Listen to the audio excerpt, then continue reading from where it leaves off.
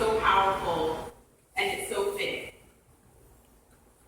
When you look back at the time period, Jesus was a radical, right? We don't tend to think of Jesus as radical, but Jesus was a radical. And there was a lot of people that were clocking him. A lot of people that were checking in on him and checking in on what his disciples were doing. And they weren't doing it to fulfill what God had wanted us to do. They were doing it to be spiteful. They were doing it to be petty. They were doing it for their own desires. And when they came up to Jesus about it, as they do time and time again in the gospel, Jesus, what happens here? Jesus, what do you mean by this? Jesus, explain yourself. And Jesus said, listen up. Don't worry about that. What our ancestors did has nothing to do with what God has taught us. We have transformed this. We created this culture. We created this society. But law, that's what we should be working on. But there's a part of the gospel that I really, really, really want to highlight. Where he said, it is not of the outside on what we receive that makes someone unclean. It's what's inside of us that makes us unclean, that makes us immoral. I want to repeat that. It's not from what comes from the outside that makes us wrong. It's what's inside. It's how we feel in our insides. My topic today, to summarize, is you are not who they say you are. I want you to think about that. You are not who they say you are. I say this is a fitting message because I do a lot of youth ministry work. If y'all don't know me by now, that's really all I do. I'm the youth person. And I deal with a lot of young people that come to me and talk to me about their lives. And a lot of them have some really hard lives. To give you a better understanding, I work at a charter school now where I have high school dropouts in Philadelphia. I have teenage mothers. I have formerly incarcerated young men and women. I have homeless kids. I have kids that come in that hate themselves. I don't know if any of you at one point have ever hated yourself.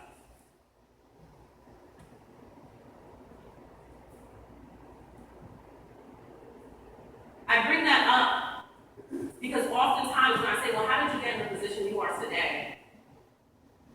They say, because of what's around me. I had a kid, we put in our goals, and his goal was, I want to be a lawyer. And I asked him, and he drives, he lives at home with his family. He's in a fairly good situation compared to many of the other students. And I said, so what happened? What happened at your former school? Why didn't you graduate? He said, I was with the wrong people. I was hanging out with other people that didn't care about themselves. And if they're telling me they don't care about themselves, then I should then care about myself. And then of course he internalized that. And he continued to do what his neighbors did. Now there's a whole system there that goes on in terms of parents not raising their children, children not raising each other's children, But the message here in that story is the idea that someone else said, I shouldn't care about myself and my future because someone else told me I shouldn't care about myself and my future.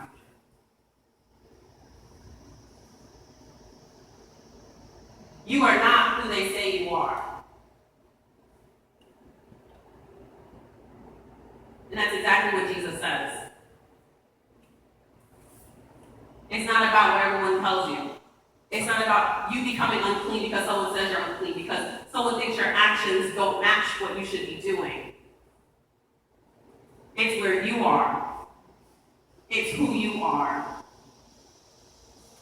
The relationship you have with yourself, loving yourself, the relationship you have with Christ.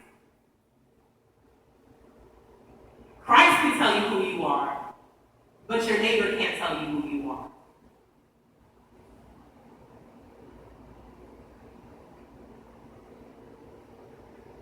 I bring up the youth thing aside from me just being a youthful person and working with young people, because this church in particular does a lot of excellent work with our young people. We have a daycare, we have an after-school program, we have a summer camp, and we get people all over this neighborhood. We get your grandkids, we get your children.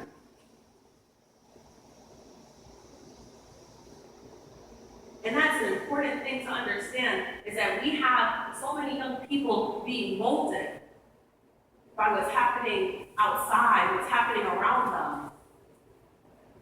Have you told your kids today, you are not who they say you are,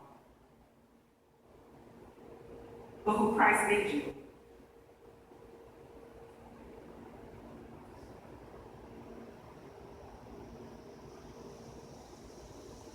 This church, this congregation, you bring so much life into this neighborhood.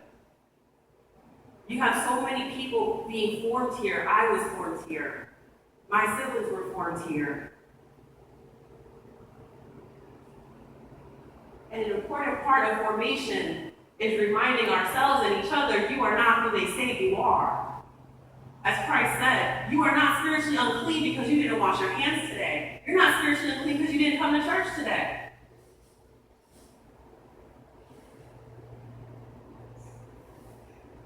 Everyone here, you are so much more than that. And I challenge you to tell the next person, you are so much more than that. And I think we underestimate how important that message is. I brought up a high school dropout story. I'll happily bring some more in. But even over the summer, I got to work at a Trauma One hospital in Atlanta. And I dealt with people who struggle with this thing every single day on being what someone else says they were.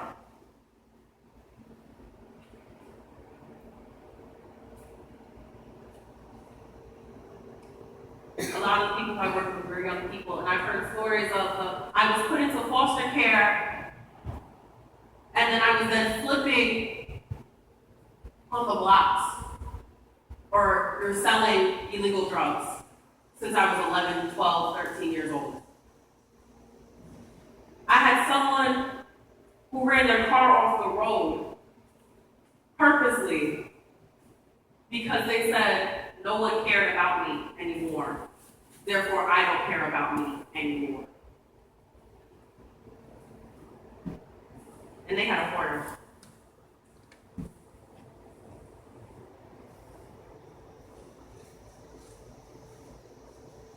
You are not who they say you are. I'm going to keep saying that because that's such an important message as we continue to wake up in the morning to do the things that we need to do in order to properly serve Christ.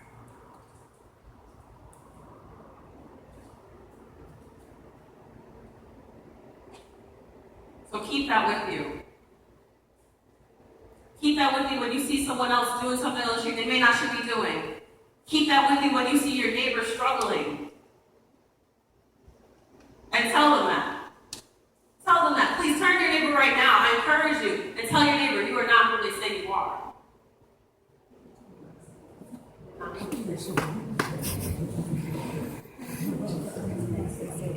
You are not what they say you are. Mm-hmm. So when you go home today, I found you to continue that message. Tell your kids that. Tell your grandkids that. into a problem a few years back and tell them, you are not who you say they are. You're not who they say you are.